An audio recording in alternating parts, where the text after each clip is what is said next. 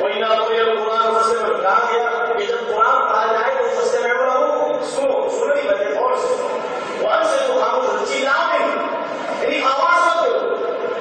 تو کوئی سورہ فاتحہ امام کے پیچھے پڑھتا ہے چیلا کے نہیں پڑھتا، زور سے ہی پڑھتا، بغیر آواز کے پڑھتا ہے. کیوں؟ اس لیے کہ اللہ نے اس کے بعد والی آیت میں کہا وَاذْكُرْ رَبَّكَ فِي نَفْسِكَ تَضَرُّعًا وَخِيفَةً، اپنے رب کو یاد کرو اپنے دل میں عاجزی کے ساتھ، وخیفۃ ودون الجہر، یعنی آہستگی کے ساتھ، بغیر آواز،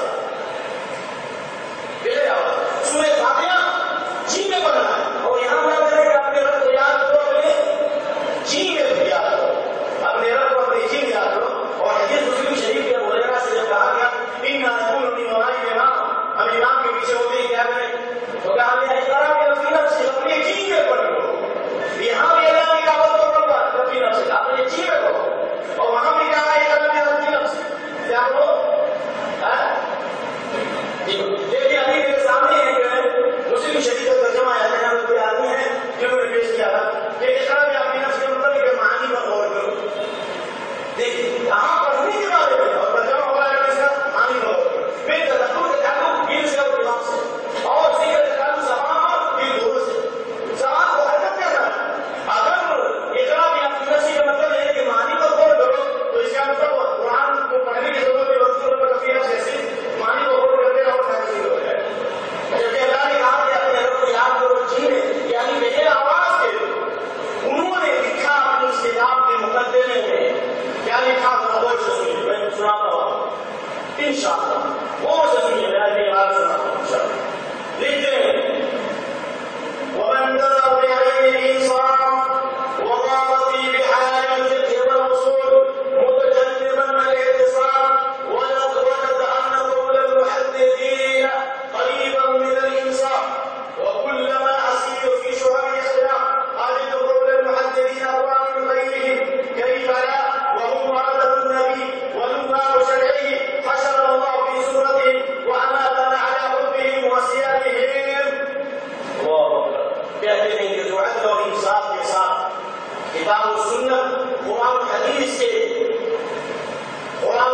کے دلائل پر غور کرے گا، قرآن و حدیث کی گہرائی میں جانے گا، تو وہ پائے گا کہ محدثین کا مسلک، محدثین کا منہج یہ انصاف سے تعلق قریب ہے.